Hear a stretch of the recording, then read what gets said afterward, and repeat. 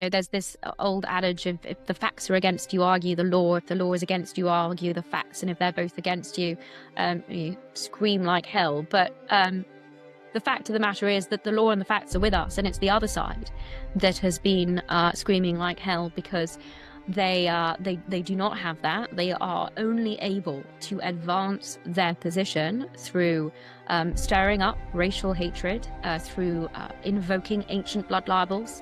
It used to be that Jews were accused of killing Christian children to use their blood for religious ritual.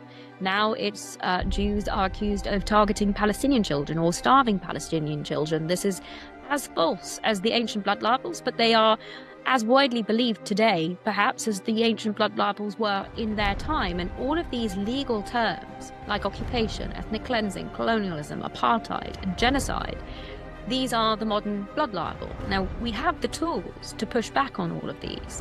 And I do believe that it is, a great sense of purpose and a real mission, especially for readers of the Algemeiner, who are better informed than the vast majority of people out there, to take it upon themselves to pick up that mantle and to push back on these falsehoods.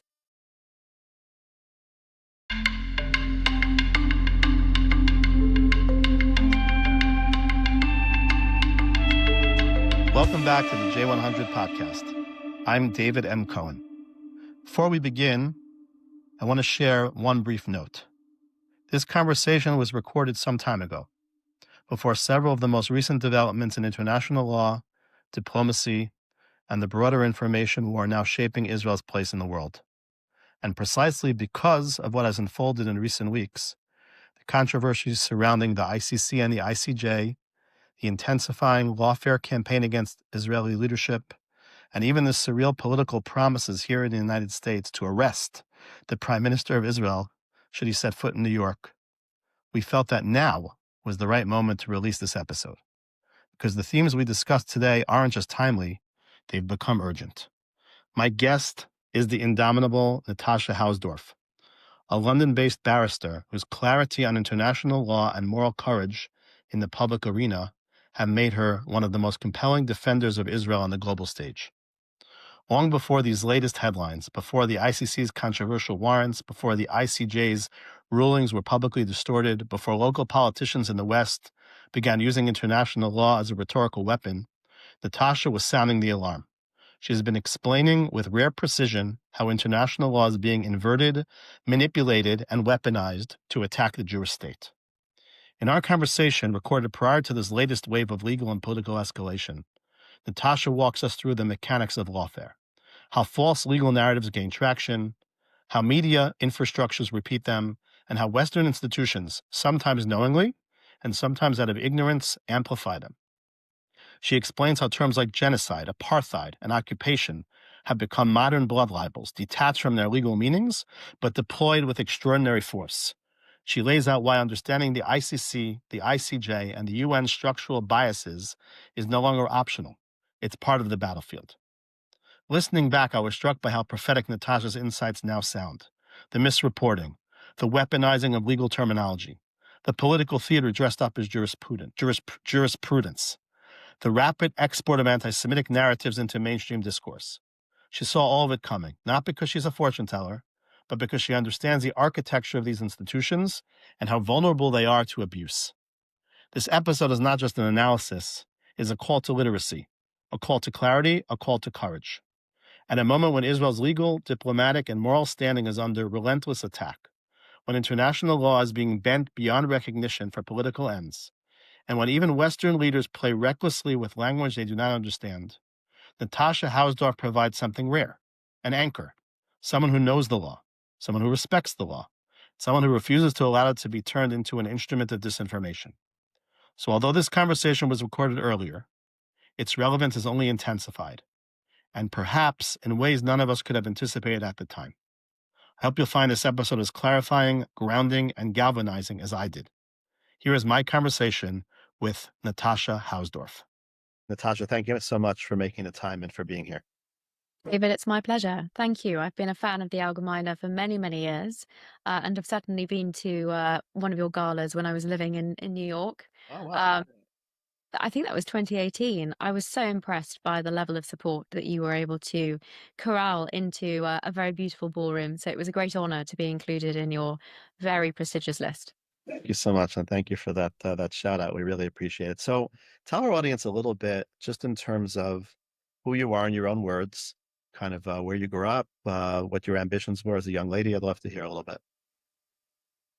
Well, I grew up in London, born and bred, but I hear that. I hear that a little bit. Yeah. can't lose the accent, but certainly with I'd say a strong sense of Israeli identity. My family go back there some 8 generations, and that was at the core of my realization when I went to a very nice secondary school in London, which I was extremely privileged to attend. It gave me a great deal in terms of, academic opportunities. But it also carried with it this received wisdom of the intellectual elite, which was extremely anti-Israel. So when I landed there, coupled with, my background in knowing the Israel that exists in reality, that coupled with the received wisdom that I was hearing from teachers as well as students led me to understand that there was a lot of work to do in getting smart, in learning the subject, and in being prepared to stand up to the false information. That was probably some 25 years ago. So I've been doing this a little while. And my love of debating, really, which I'd say started even earlier than that, is definitely at the core of my seeking out a great deal of the arguments and debates around Israel and the Middle East, politics, although I spent quite a lot of my time at school and university debating a whole array of topics which had nothing to do with Israel. But that continued as I went to university and as I studied law at Oxford, including public international law, where I had an additional realization that it was, in fact, international law that was being used as the tool, was being weaponized in order to seek to discredit Israel. Many have referred to that as the modern form of anti-Semitism, attacking the Jewish state. But I saw international law was being inverted, abused, and misrepresented in order to do so. And while I started my career at Skadden Arps, which is a US law firm, and I was there during Tzuk Eitan, one's quite limited in being able to speak out at a large firm. And I'm extremely privileged now to be a barrister, an independent practitioner in London, and to have a greater degree of flexibility and ability to, as far as I'm concerned, stand up for the rule of law. It's not just pushing back against falsehoods about Israel. For me, it is standing up for the proper application of international law and the rule of law, international rule of law, and holding people to account who are spreading misinformation about that. Interesting. Thank you for sharing that. I'm curious, just to go back a little bit, when you were in your younger years.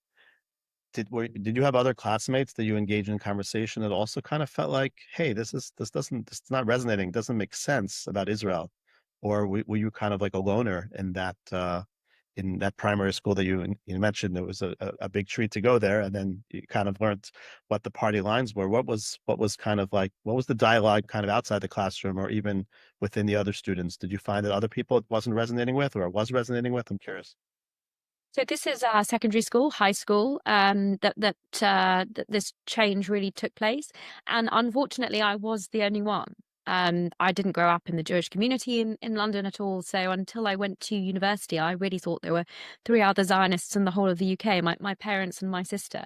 I'm delighted to discover that I was wrong on that count. But amongst the 700 girls at the school, I really was the only one. And I started to feel relatively comfortable in that role. I felt that I had even more of a duty to stand up and to push back against the misrepresentations because no one else was doing it. And that wasn't necessarily because, everyone had subscribed to the kind of anti-Semitic, anti-Zionist agenda, but it was simply because of ignorance. And those girls who did take an interest in this subject were necessarily being misinformed by a media that has, for decades now, displayed a complete abject absence of journalistic integrity in covering the conflict, and has for at least the last year and a half, but unfortunately long before that, been parroting Hamas propaganda and the propaganda of other terrorist proxies of Iran. So it's perhaps less of a surprise that even, back then and in my career at school, the 2006 Lebanon war was a real point of conflict. And I do remember many arguments, both with teachers and classmates, where the unfortunate reality was they didn't know what they were talking about. And I had the great advantage of, insight to Israel, to Israeli media, and to a certain extent, the falsehoods that were being parroted here on the media, even some 20 years ago. If I understood you correctly, it strikes me that I think what you're saying is that even at a young age, like a lot of your contemporaries, it's not that they were anti-Semitic per se. They just were, they were ill-informed or not informed, and they were very open to kind of hearing the rhetoric that is parroted, like you said, by the fake media, by the fake news, by the pro-Hamas, arms in the media, so on and so forth. It's not that they come in educated that way from their homes. Or no, maybe it is that way. My understanding was more they're just kind of like naive. They just don't know, and then like it's just kind of thrust upon them, and they accept that as truth. That's accurate, you would say? Absolutely, to an extent. So if you are, a reasonable individual and you consider yourself to be a good moral person, and you are consistently being told day after day that Israel is persecuting the Palestinians and denying human rights and generally acting as a despotic entity or a pariah state, then it's perhaps not so surprising that is what you consume in terms of media content, and that is what you believe. So they would have been the first to say, oh, of course, we're not anti-Semitic. That, of course, is not the case across every school in the UK. I taught at a school in 2008, a school called Bethnal Green Technology College at the time, where I was tasked by a charity DebateMate to set up a debating program with the gifted and talented cohort that the school produced. And I'm sorry to say that I was hearing comments from some of the students along the lines of McDonald's pays the Jews to kill all the Arabs. That to me was anti-Semitic content, and it was coming clearly from home, from a handful of individuals perhaps, but unchecked, it was clear to me that the rest of the class would be going back believing that sort of sentiment. And when I challenged this and raised it with my contact teacher at the time, who was teaching English, she confirmed that this was a serious problem. She said she was unable to study set texts with these students for GCSE. That included The Boy in the Striped Pajamas, which is the Holocaust from a child's perspective. And she said it was impossible to read this text with her class because they would come out with things like, if only Hitler were here today, he'd sort out the Jews once and for all. Now, I wrote that summer about my experiences at that school in 2008. I was working with Douglas Murray at the time at the Centre for Social Cohesion. And that school became famous, I think, about 5 years later. It changed its name to Bethnal Green Technology College. But this is the school that those 3 girls left in order to join ISIS. Wow. And I have to say, some 5 years later, I was not surprised. It's important to recognize, and this is a phenomenon that I'm sure is not limited to certain schools in central London. There is a serious problem of the sort of incitement and in this case, unquestionably anti-Semitic sentiment that has been allowed to fester and radicalize many in ordinary schools throughout the United Kingdom. How do we move the needle, like on this type of dynamic, right? Like we have thousands of listeners. Not all of them are barristers or lawyers or trained in these disciplines. What is the message for a regular person, whether it's a non-Jewish person, a Jewish person who is deeply disturbed by what you're sharing? What would you tell them? How would you encourage them to fight this fight, like to try to stem the tide? I do think that we all have it within our power to push back on these falsehoods, and be they the false facts, supposed facts, or the false, interpretations of international law. I think certainly my focus is on the law, and I think one of the reasons that so many falsehoods and inversions of international law have been allowed to become so pervasive is that the general literacy on international law is not great. And so many people do not feel equipped to push back on those falsehoods. And one of my missions, especially in the last few years, is to try and address that, to try and provide that basic knowledge, that ammunition, and to a certain extent, David, that confidence, because many people will know in their kishkas that, you know, what Israel is doing here is moral, is just, is right, and is on the right side of that law. But absent the sort of basic understanding of the frameworks at play, it can be very easy to give up on those individual battles. And I think that they are phenomenally important, whether they are conducted on social media, through letters to newspapers, through engagement with politicians, through holding people to account. I think it is incumbent on all of us. And I'm the first to admit that, you know, numbers are not necessarily on our side. There are many millions, if not billions, around the world that would like to see the state of Israel eradicated. Right. And not only the numbers, the dollars, right? What Qatar and others are pouring into Al Jazeera and other similar media outlets, it's astounding. The numbers are astounding. We're fighting a real uphill battle. It's really, it's disconcerting to say the least. To be true, absolutely. But I certainly believe in quality over quantity. And, you know, we have the added benefit of having truth on our side, and where the facts and the law are with you. You know, there's this old adage of if the facts are against you, argue the law. If the law is against you, argue the facts. And if they're both against you, you scream like hell. But the fact of the matter is that the law and the facts are with us, and it's the other side that has been screaming like hell, because they do not have that. They are only able to advance their position through stirring up racial hatred, through invoking ancient blood libels. You know, it used to be that Jews were accused of killing Christian children to use their blood for religious ritual. Now it's Jews are accused of targeting Palestinian children or starving Palestinian children. This is as false as the ancient blood libels, but they are as widely believed today, perhaps, as the ancient blood libels were in their time. And all of these legal terms, like occupation, ethnic cleansing, colonialism, apartheid, and genocide, these are the modern blood libel. Now, we have the tools to push back on all of these.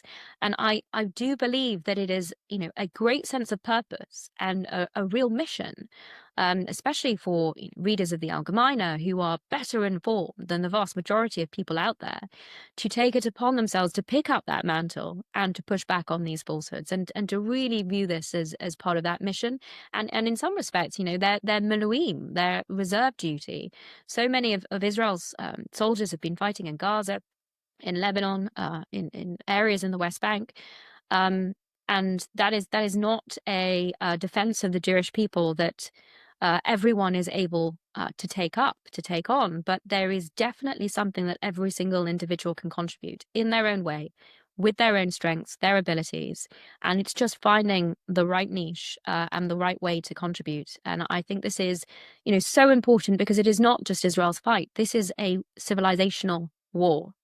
These are negative actors that are coming after our way of life in the West. The Western civilization and Western liberal values is essentially at stake here. And that requires everyone to, as I say, pick up the mantle and do what they can. That was an amazing answer. Thank you so much. I was actually in DC, in Washington, DC. Sadly, we're having this conversation the morning after terrible anti-Semitic act was committed against two members, mixed reports, but it's certainly two people who worked for the embassy in Washington, for Israel, etc., or were connected, obviously, in some way at an AGC event. And I actually had a few interactions with Congressman Randy Fine, who's actually a brand new congressman from Florida, very, very powerful advocate for the Jewish people, very articulate. He's going places, in my humble opinion, very smart individual. And he actually made this exact point in different formulation, but he basically said that, you know, part of the challenge really is just that Israel is this tiny little state, and the United States is like this massive state. It's not a state, but this massive country, right? And state, I guess it is a state, right? And and Israel is not only tiny, but it's right next to all these Muslim Arab countries. The United States is far away. But his point was just that if the United States was where Israel is and it was a little smaller, there was nothing stopping them from it. Because again, it's a battle against the West. It's not just a battle against the Jewish people. It's much larger than that. And the more that we can get broader society to appreciate that it's not the right. Douglas Murray always says, right? They start with the Jews, but then they come for everybody else. So you said it, in in a more forceful way than I'm sharing it. But I think that's absolutely right. I'm a retired attorney, so I'm very, very intrigued by this conversation, and I have a lot of questions I want to ask. I don't even know where to go, but I'll start with this. So if I could just add my own thoughts, just waking up to that news this morning was utterly devastating. I had the great pleasure of meeting Yaron some months ago when I spoke at the embassy in DC, and the price that he and Sarah have paid as a result of the sort of inflammatory, false accusations that we have heard most recently from the United Kingdom, from France, and from Canada in that deplorable, appalling statement, which was celebrated by Hamas. I see that as inextricably linked with what happened yesterday. The blood libels that we've already talked about, and the fact that they are now entering the acceptable parlance and the rhetoric of states that previously presented themselves as allies of the State of Israel is deplorable. And I would just want to add my deepest condolences to Sarah and Yaron's family and friends and colleagues at the embassy. It's an unspeakable tragedy. And as we say in Hebrew, ein milim, there are no words really to even express how harrowing and how tragic and how sad, just how very sad. And for the individual to basically, I saw a video this morning, to commit murder, cold-blooded murder, and then say free Palestine. What, like Maha Kesher? What's the connection? Like what? Like it's so. We know very clearly that this is a death cult that has been able to inculcate itself within so much of the institutions of the West. Through the academy, through some of the civil service, even the police force here, in terms of the way that we've seen some police officers failing to police marches week after week on the streets of London calling for genocide against the Jews, and some of these metropolitan police officers indicating their agreement with these protesters. I mean, it's not surprising, as deeply tragic and lamentable, and it should never have happened, but it is unfortunately a direct consequence of where we have been seeing the rhetoric, the blood libel, the falsehoods against Israel, and the way that this has become an acceptable means of communicating in political and other discussions. You're reminding me, my wife and I, we were in London about 2 weeks after October 7th for a wedding. It was in a hotel. I don't remember exactly where, somewhere, not far from central London. And there was the hotel was packed with refugees. And there was this Jewish wedding going on in the back of the hotel. And apparently there was a fight broke out between the groups the previous week. And they were the authorities were cordoning off the hotel. It was frightening. We didn't stay in central London because we were literally panicked and afraid. I mean, this is not society. This is not the way the democratic society should look, right? It's just how they say that the inmates are running the asylum type of thing, right? You see that, and I think you're articulating that and expressing it as well. And there has to be change, and it has to be called out. And like you said, when Hamas is giving you an approbation, when you're supposed to be kind of respected governments, and Hamas is patting you on the back, there's something extraordinarily problematic about that. That speaks louder than anything else. I think it's just it's obvious. So it's really it's complicated, to say the least. So I was going to ask you, October 7th, and I want to hear a lot about kind of where you were and what your thinking was immediately. But, we're talking so much about the media wars, and we all have a role to play. You see basically that part of the attack was also in the media, meaning it wasn't just a planned attack against Israel physically. It seems that there were different machinations and different things in play, set up on campuses to be launched along with the attack. There's evidence to these types of things. What's your sense of kind of how well developed those strategies were, and how surprised or not surprised were you by that kind of information coming out? I think that there should for sure be further investigation into, as you say, some of those initiatives, especially in the United States, that appear to have been planned in advance with prior knowledge of the 7th of October. But in terms of the media's take on this, I think the first interview I did was on the 8th of October. It was on Sky News, and I said, remember this moment, because at that moment, Israel hadn't begun really its proper operation. It was still dealing with terrorists in communities in the south of Israel. I said, remember this moment, because this is going to change. Very soon you will be pointing the finger at Israel, and that will not be an accurate reflection of what has occurred. And the sentiment that you are expressing now will be a distant memory.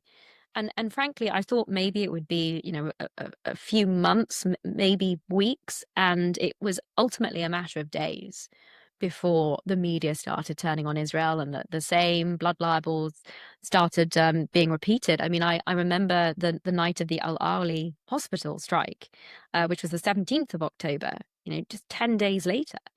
And immediately I was supposed to be on the BBC at that very moment, in fact. And I had a call from the deputy editor of the channel, apologizing, saying, so sorry, we have to bump you for the rolling coverage of this breaking news. And I attempted to reason with him, because they were reporting this as an Israeli airstrike. And already, and this was only, I think, within an hour of the story breaking, I was already looking at reports online that indicated this was most likely a Palestinian Islamic Jihad rocket that had fallen short, which is, of course, what was ultimately proven to be the case. But they would not listen. They were running this story on the basis of no information. Let me be clear. The BBC, who had people on the ground, admittedly, stringers that are not able to report anything without Hamas's approval, but still people on the ground, and they didn't even think to send someone down the street to take a look at the hospital and realize that it was intact, that in fact this PIJ rocket had fallen in the car park, and the 500 casualties that Hamas were claiming within minutes of this strike that had been caused were simply fabricated. That 500 figure has remained. I'm not sure if it's even been revised now. Remain part of the ultimate death toll, which tells you how reliable those figures from the Hamas-controlled Ministry of Health can be. But this is just an indication of how very quickly the media started acting simply as a mouthpiece for Hamas propaganda. And a significant reason for that is that nothing is reported out of the Gaza Strip that is not endorsed and approved by Hamas and forms part of their narrative, the narrative of an internationally prescribed terrorist organization. So, in a sense, that aspect of the media coverage didn't even need to be planned, because it has been decades in the making. Matti Friedman wrote a series of wonderful essays over 10 years ago now, I think. I just actually spent some time with Matti here in New York at the AJC conference. He's wonderful. Yeah, he's great. He's great. And he articulated so clearly through his experience of working with the Associated Press in the Jerusalem bureau, what the editorial lines were, what the kind of unspoken rules of what could be written and what couldn't be written were. And of course, so many of the stories bear absolutely no connection to the realities on the ground. It is the story that the editors want to put out because it is the story that they believe sells. And that is unfortunately nothing new. Douglas Murray, who I mentioned earlier, and we did work together 15 years ago, shared with me that when he was embedded with the IDF in Lebanon, journalistic colleagues of his were very open about the fact that they had to be very careful about what they reported because of their colleagues in Beirut and what Hezbollah would do to them if these journalists reported the wrong thing while they were embedded with the IDF. So the notion that there is, in any sense, a free press in relation to the enemies of Israel, which of course the flip side of this is that not only is the press within Israel as free as one can possibly imagine, but the internal criticism and the internal debate is such that do not think it can compare to any other country in terms of the robustness of the disagreements. But of course, all of that is ultimately used against Israel in the international arena. It's not seen as a positive at all. In fact, the international media cherry picks what is said, cherry picks the sorts of individuals that it will put on as voices from Israel. And invariably, they will be ones that are at the very least, critical of Israel's approach, but in many, and I would say most cases, utterly misrepresentative of what is going on the ground. You have a sense today, like where it seems, right, that Israel has a much stronger foothold in Gaza. Is it still the same today in terms of reporting out of Gaza? Has anything changed in terms of fear of Hamas or ability to, that the people there may not be inclined to tell the truth, but I'm just curious, is it the same like feeling even today at this later juncture in the war as it was earlier? Has there been any shift in terms of the ability for reporters to kind of, if they care to be accurate, to the freedom to be a little bit more accurate or not? I don't believe that there has been any shift. And I think it's important that we're clear that, up until now, Israel has been very careful, not to take control of any areas in the Gaza Strip. For a number of reasons, I'm sure militarily, operationally, a number of reasons, but also it would change Israel's responsibilities to the civilian population on the ground in terms of the application of international law if it were to either occupy or establish effective control over areas within the Gaza Strip. But in any event, though, the reporting that comes out is ultimately what the international media want to portray. So I remember seeing on Israeli news, Ohad Chemo, an Israeli journalist, was in Gaza and was interviewing Palestinians that were leaving, I believe it was Jabalia at the time, this was in November last year.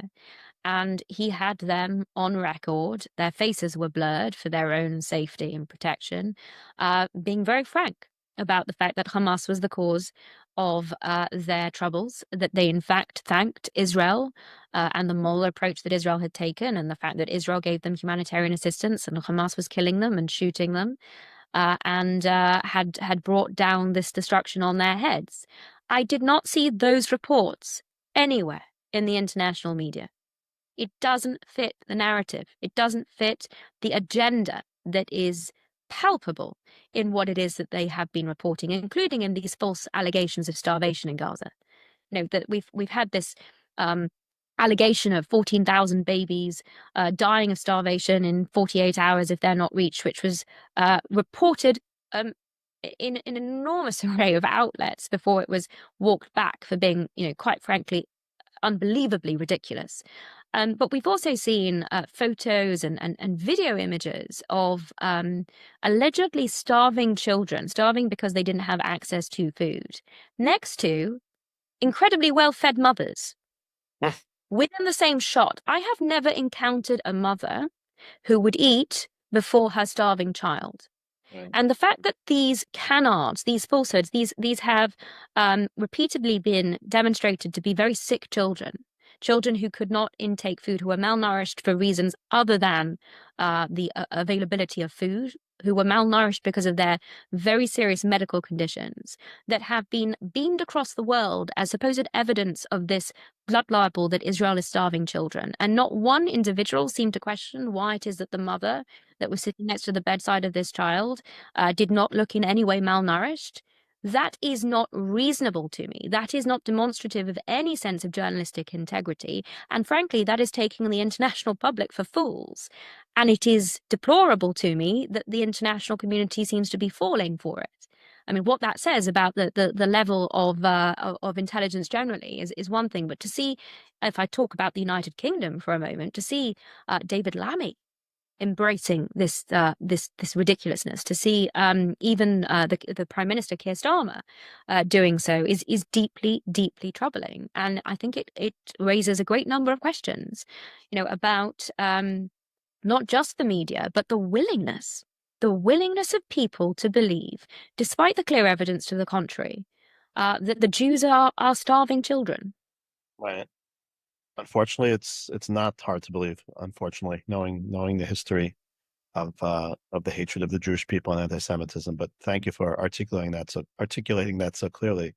I'm curious if we can pivot a little bit to the international forums of law, if we'll call them that, ICC and other institutions. I know that you've played prominent roles in those forums. What has surprised you the most from your acting in those contexts or in those forums? What is most shocking to you or most surprising to you in the role that you've played in terms of what you've seen in those contexts? It's a very good question, because I don't believe after, I'd say, 10 years of engaging and the kind of the international legal debate that much would surprise or shock me anymore. But I'll tell you, I'll give you one example. In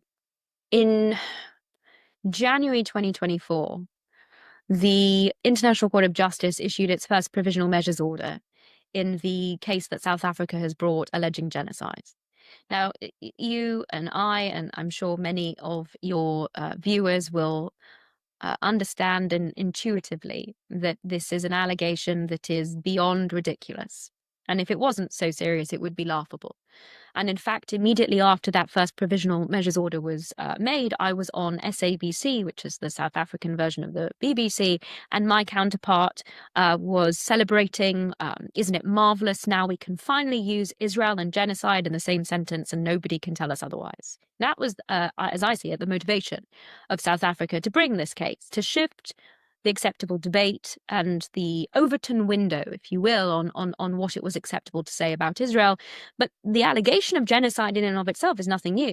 You know, I did a debate on the radio in 2014 during Tzuk Eitan, when my counterpart was alleging that Israel was conducting a genocide. So that's important to remember. And I think increasingly people's memories seem to be very short on these sorts of issues. But what really troubled me is that quite soon after this provisional measures order was put out by the court, it was immediately misrepresented, not just by the media, but also by very prominent lawyers and former judges of the Supreme Court in the United Kingdom, who in fact wrote a letter to the Prime Minister advocating an arms embargo on the basis, primarily, that the International Court of Justice had found Israel either plausibly guilty of genocide, or in the context of this letter signed by these former UK Supreme Court judges, that there was a plausible risk of genocide. Neither of those things were true. One only had to read the order to understand what it is that the court was saying. And if you'll bear with me for just a moment, the court referred to what is common in this context, plausible rights. A provisional measures order is made on the basis of a very, very low threshold. It asked itself whether the case that South Africa was bringing plausibly fell within the Genocide Convention. Was it alleging plausible rights on behalf of the Palestinians? There was no assessment of the merits. There was no assessment of Israel's response. This was a very, very basic matter of essentially testing whether South Africa had a case to bring under the Genocide Convention. And the fact that this was so badly misrepresented and endorsed, that misrepresentation was endorsed by such prominent legal figures in the United Kingdom and around the world, was extraordinary to me and remains inexplicable. And I took part in a parliamentary evidence session, a bit like the congressional hearings that you have, alongside one of the signatories of that letter, Lord Jonathan Sumption, who told the committee, when I explained that the order concerned plausible risk, forgive me, that the order I've fallen into that trap there, that the order concerned plausible rights and not plausible risk, who told the committee that my position was barely arguable. But less than 30 hours later, in an unprecedented move, the former president of the International Court of Justice, who in fact drafted that order, she's the one who wrote it, she came out on Hard Talk on the BBC and vindicated every single word that I and UK Lawyers for Israel, the organization I'm very privileged to have been involved in for some 10 years, every single word that we had been saying. She corrected the record. She said we were talking about plausible rights, and this was not an assessment on whether genocide was plausible. Even now, I see prominent individuals continuing to misrepresent that provisional measures order, despite this, unprecedented clarification by the woman who wrote that order on a very prominent BBC interview program. And so, if you're asking me about, the elements that have shocked me, that really shocked me, because it is still completely inconceivable to me why it is that otherwise, respectable leading lights on law, admittedly they may not have much experience or any real knowledge of international law, why they would rush to put their names to something that so badly misrepresented what was very easy to discern. I think that order is only 24 pages long. The fact that they wouldn't even read it before signing on to a letter to the Prime Minister bashing Israel is, even in my situation of, not being surprised and having seen it all before, that was pretty shocking to me. I think what you're highlighting is there's a certain pattern. It's a societal pattern, meaning it's the journalists, it's the legal community, it's the medical community that you read about in Australia and other places. It's pernicious. And you have what are otherwise seemingly very reputable, high standard professionals when it comes to this one issue, maybe more than this one issue, but certainly when it comes to this one issue that very much affects you and myself and many others, there is this inability of very talented, very capable, very seemingly intelligent people to call balls and strikes, an American phraseology in baseball, but to see things as— You have to explain that one to me. see things as they are, like just think, right? It's what I mean. It's just that is shocking, right? It's shocking when you see people that have prominent degrees and you know them to be really intelligent, just can't think coherently on a certain issue. There's just such a blind spot. That is, I'll just parenthetically, as you were sharing this, I actually thought of something. So around our gala this year in January, we were privileged to have Rabbi Daron Peretz, the head of World Mizrahi, participate in the gala. He came in from Israel. His son, as is well known, was tragically killed, murdered on October 7th, defending Kfar Aza in his tank. One of, I think, Matan Engres, who was one of the 4 members of the tank, is still alive and being held hostage in Gaza as we speak. So Rav Daron, the next morning after the gala, he and I had a conversation for a public audience in the 5 towns, an area of Long Island. And he shared, interestingly enough, that because he's a South African citizen, he shared that there are because he said sometimes there are benefits to South Africa being friends with Hamas, because he was saying as a South African citizen, he actually had some ability to communicate or to use different levers or channels in vis-a-vis the hostage issue because he was South African. I mean, it's bizarre what I'm saying, but at the same time, it's like he said himself, it's bizarre, but there are certain realities on the international playing field, and you have to use what you can use. So he's saying it's not all bad. He was saying almost facetiously, it's not all bad that South Africa is in bed with Hamas, but in the context of the international legal forums, yeah, it's pretty disconcerting when they're trying to move their agenda. It must really bother you to the degree that you're passionate about the law and you see the law being bent out of shape, distorted. Well, I think the phraseology is a certain type of lawfare that's being waged. Right. I think lawfare is the right word, and I view lawfare as an abuse of law, of legal institutions, and in this case of international law specifically. And I think you're absolutely right to highlight that, because this weaponization of international law, it may be starting with Israel, but my goodness, it's not going to end there. It's coming after all these rule of law countries, the UK, the US included, Europe.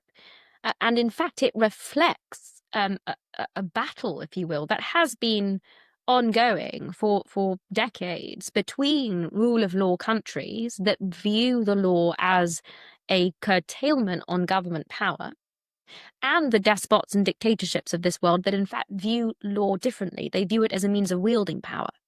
And you can see this tension in the way that some international conventions have been negotiated, and the likes of Iran seeking to provide cover for their the sort of international terror proxies, and to a certain extent, that the West has a great deal to answer for, in that it has been slow to push back on these processes, both in terms of the negotiation of international conventions, and the additional protocol to the Geneva Conventions is a case in point on that.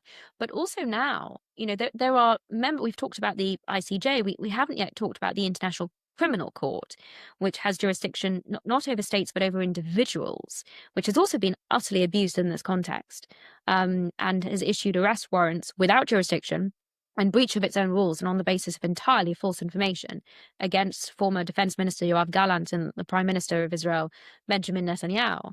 But the failure of member states of the ICC to call out this abuse, this lawfare, and the fact that this court is acting well outside of its own jurisdiction and in breach, not just of international law, but also international agreements like the Oslo Accords, the failure to call that out, and so far it is only the United States that has said up with this we will not put, and has instituted sanctions so far against Karim Khan, the prosecutor of the court, but has promised more. But as I say, the failure of member states of this court to hold it to account, the fact that it is a non-member state, the United States, that has been left to uphold the rule of law and keep this court accountable and criticize it acting outside of its powers is deeply, deeply troubling, specifically because it has repercussions for international law more broadly and for the rule of law in particular.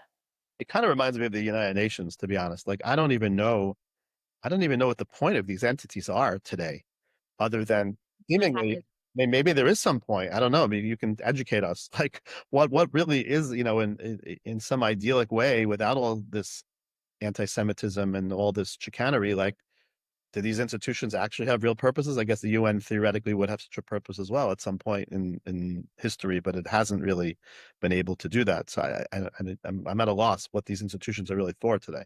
I mean, I know what they're for today. I mean, like, what are they really supposed to be doing? So all of these institutions were set up with the best of intentions and, with lofty aspirations, mostly circulating around the sort of, beauty queen answer of world peace.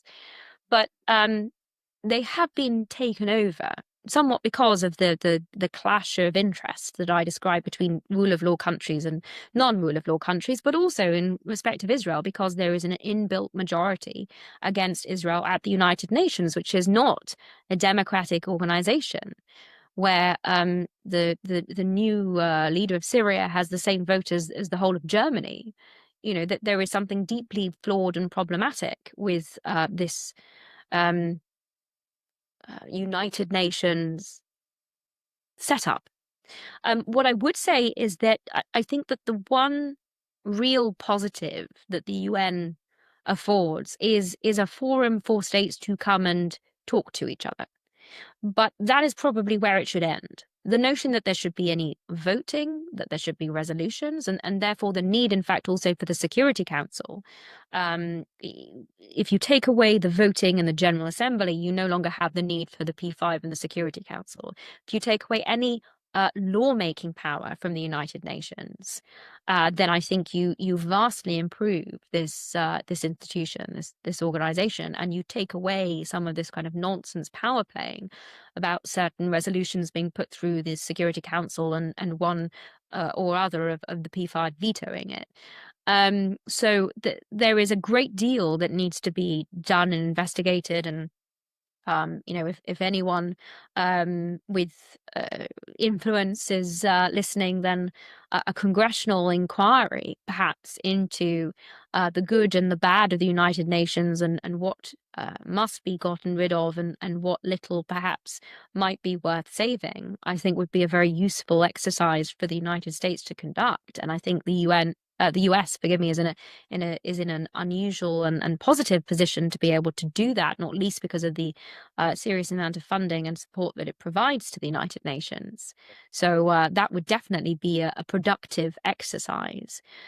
But ultimately, I think that you're right. Where the UN Human Rights Council has a standing agenda item against Israel, and where this has been for so long the body that has been at the forefront of propagating these blood libels against the Jewish state, where the so-called human rights rapporteur Francesca Albanese has been at the forefront of propagating these blood libels, and with UNRWA, for goodness sake, has been infiltrated by Hamas and has ultimately been at the core of the perpetuation of this conflict since its very creation. The whole notion of Palestinian refugee status passed down generation to generation, unique to the Palestinian Arabs, that has the sole purpose of using these people as pawns in the continued attempted war of annihilation against Israel. There's no other explanation for it.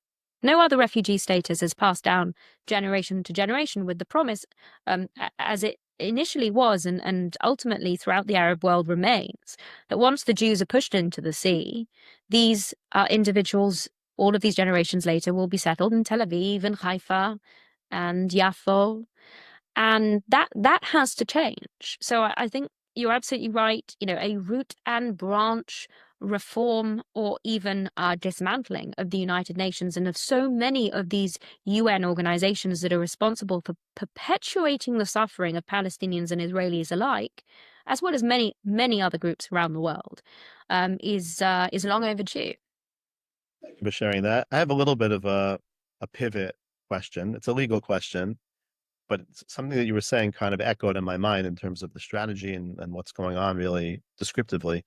So if we can move for a second to judicial reform in Israel, right? It's and I didn't prepare well enough to know where you stand or what your opinions are on this. So you're welcome to share. But I'm curious. I mean, I did hear a little bit of an echo. It seems to me, at least based on what you were saying, there is a little echo of that tension in terms of using lawfare or the courts to take authority away from governments or sovereign states and things like that. I'm curious, maybe just, educate us a little bit in terms of at the core. It's a much longer discussion, but I guess at the core, what you see the real issues are, and if you're willing to express your thoughts on it, I would love to hear. No, of course. Look, judicial reform in Israel is a matter that I have followed quite closely for, I'd say, over a decade. In 2016, I clerked at the Supreme Court in Israel. And so I suppose I also saw a number of the issues that have been a significant part of that public debate in Israel up close and personal. And I understood the reasons that there was a general consensus until, I'd say, the last election, that judicial reform was necessary.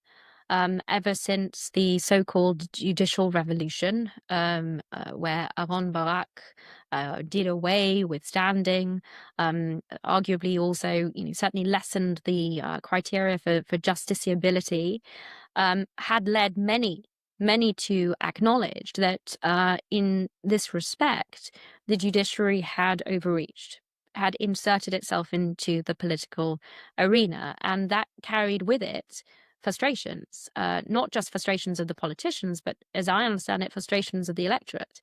If time and again the elected government was unable to deliver on its promises because of either judicial intervention or the threat of judicial intervention, or even more remarkably, legal advisors saying to the government, we disagree with your approach and will not endorse it. I mean, that in and of itself would be unheard of here in the United Kingdom or in the US or in any other institution. And I say that with some degree of reluctance to draw comparisons, because I think especially outside of Israel, lots of people were trying to draw comparisons between the political system in Israel, in the UK, and the US. And that is very, very difficult because the differences are hugely significant. They may be nuanced, but they are hugely significant. In the UK, we have what is often referred to as an uncodified constitution. Much of it is based on convention. In the US, of course, it is written and if I may be permitted to say, certainly from an outsider's perspective, viewed as gospel. In Israel, it is a really mixed matter, because the basic laws, which were ultimately intended piecemeal to form Israel's constitution, are only sort of part done, and that is ultimately because when Israel initially intended on having that constitution drafted, it was ultimately fighting for its existence. And so that process got pushed off and has been approached in, as I say, this piecemeal fashion. Right. So for that reason alone, drawing comparisons with other countries is extremely difficult. But what I would say is, instead of calling it the Wild West, which we call it in America, we call it the Wild East. Like it's not well developed. Exactly. Right, but then of course, as any system, you have kind of self-correction mechanisms, and you have proportional representation in Israel, which certainly makes many of us pull our hair out in terms of the political makeup of coalition governments. But ultimately, it is a check on the power of the executive. In many respects, and I think that was ultimately missed from a great deal of the discussions. But I think the last thing I would say, and we'd probably need at least another hour to do more justice to this topic. What really troubled me before the 7th of October was how this issue had become so inverted and so badly misrepresented. What was clearly set out as an attempt to re-establish democratic accountability was inverted and presented as an attack on democracy. And the fact that that was so successful, that misrepresentation, was deeply, deeply troubling to me. And you and I both know it was tearing the Israeli political system, but also Israeli society apart. Families were turning on each other. And these weaknesses that were presented to the rest of the world were capitalized on by Israel's enemies. I hope that serves as an abiding lesson that unity is the most important facet of this. But importantly, this was always going to be the reform process, subject to debate, analysis, committee sessions, and a process of legislative reform that needed input from all parties.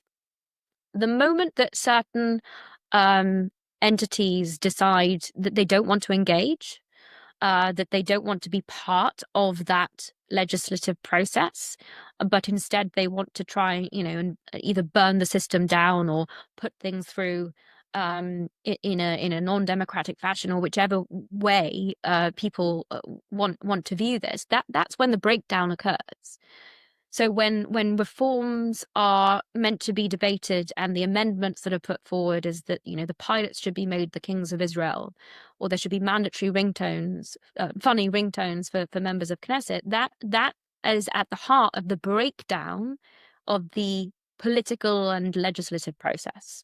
And that's, I think, at the heart of what we witnessed, not the actual reforms themselves, which, as I say, there was general consensus on that in some shape or form they were absolutely necessary because of the situation that had developed of stagnation of so many government policies because of an overly interventionist court. Oh. What is absolutely required when this issue comes back, which inevitably it will do, is that those political divisions and the political game playing, if I can put it like that, is ultimately put aside so that these issues can be properly thrashed out for the betterment of Israel. I love that description. Thank you for that. That was actually excellent. As we wind down, I always like to ask my guests a few just quick kind of personal, not super personal, but just like a little bit more of a personal flavor type questions. One quick one I'll just ask, it qualifies. Do you mind just sharing kind of where were you on October 7th? How did you hear the news? What were your initial thoughts? I would just love to hear that. Curious.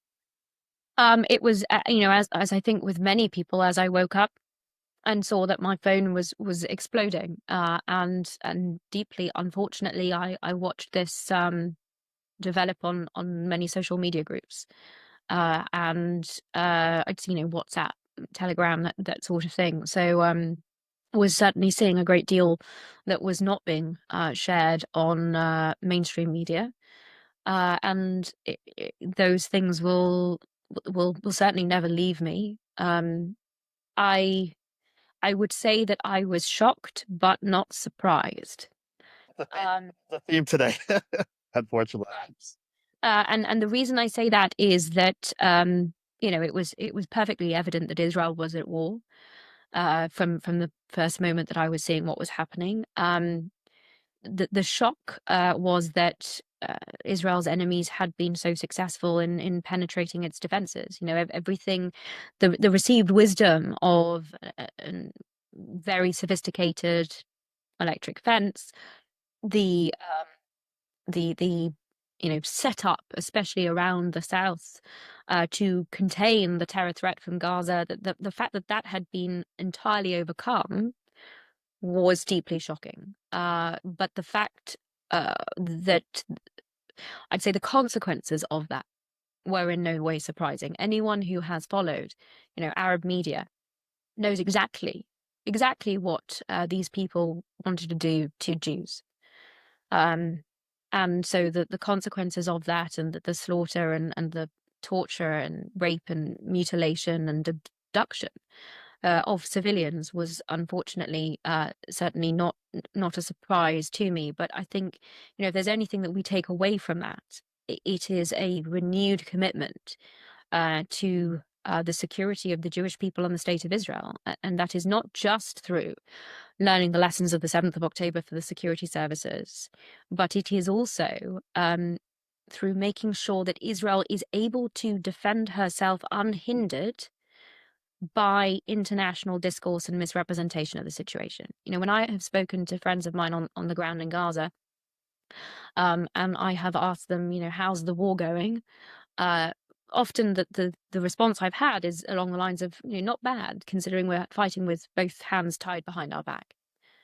And then I have to ask myself, why? Why are these young men and women fighting with both hands tied behind their back?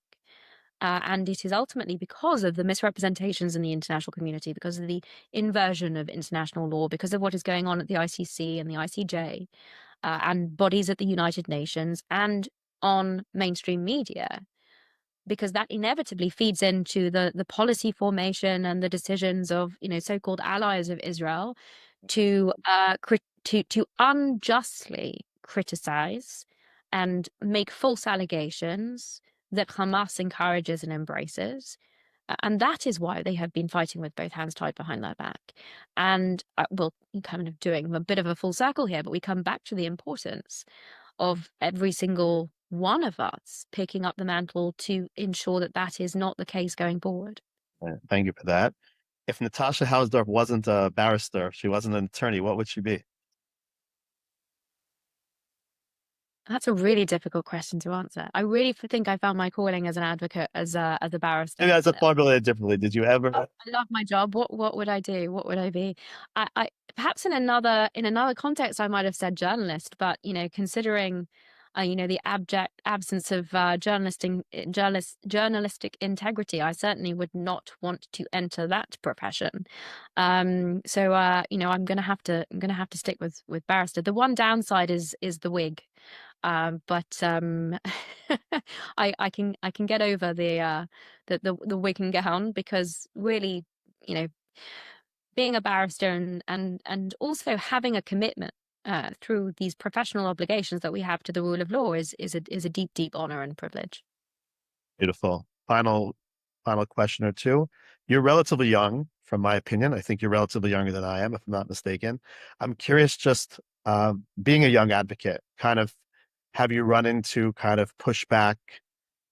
Has anybody ever try to, I don't know, take advantage or kind of kind of discount you because obviously you're super intelligent and super accomplished, but I imagine you may be going up against people substantially older than you. All the time, especially anchors they're interviewing me that don't take kindly. Like sometimes, they turn the volume down on my responses and my answers. But frankly, I think that when those clips go out on social media and it's apparent what it is that is being done, because frankly they cannot grapple with the facts as I am putting them out to you. Not just the anchor, but of course the audience, then I think people will draw their own conclusions, let me put it that way, and they do. And the response, in fact, that I have had, from around the world in relation to these interviews and debates and other contributions has been overwhelming. And I'm tremendously grateful for that support. It indicates to me that although I've never felt that I had a choice in this, it is extremely important for me to continue to do it. What's the hardest part of kind of putting yourself out there, making these sacrifices, making these arguments on behalf of all of us who maybe aren't as equipped, what is the hardest part for you in terms of the role that you've assumed and that you're playing? The hardest part is finding the time, because this is all, Oh no, you got to make a living. but also that's the thing. I'm in court tomorrow. You actually deal with like regular stuff. Like I think we didn't even talk about that. I mean, probably yes, right? Corporate absolutely. litigation. I don't know what kind of a law you're practicing. Absolutely.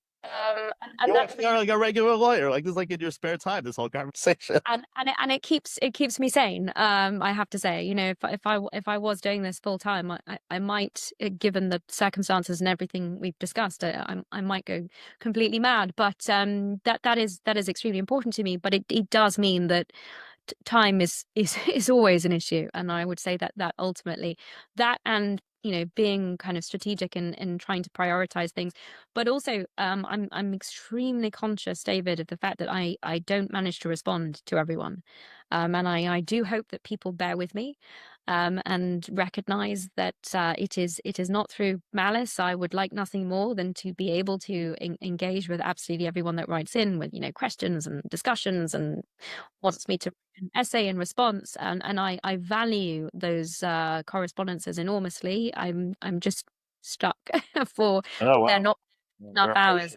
We're appreciative of your time here, and this is really the last question. One final thing. Something about you that most people wouldn't guess. It could be a hobby, it could be an interest, but like people follow you, they follow your career. Something about you that most people wouldn't know about you or wouldn't guess about you. If there's something that comes to mind that you'd be willing to share. I can't say that I like arguing, right? That would be a bit of a giveaway. No, I don't know. I think I'm perhaps I at least try to be an open book. So I think I'm, quite straightforward, and I don't know what would be something worth sharing. I used to ride horses a lot. That's cool. Fascinating. It's completely off topic, but that's fine. So, but you don't do that anymore. Time is a bit of a factor, but if you were able to see around the room, you'd see lots of horse paintings up. So that's background. Okay, Natasha Hausdorff, thank you so much for sharing your time, your wisdom, your erudition. I learned a tremendous amount, and I know our listeners are going to be super excited to engage with you and your content. Thank you for all that you're doing for the world, for the Jewish people, and I just want to wish you continued strength and success in all your endeavors. Your success is our success. Thank you so much. Really appreciate that. It's been my pleasure.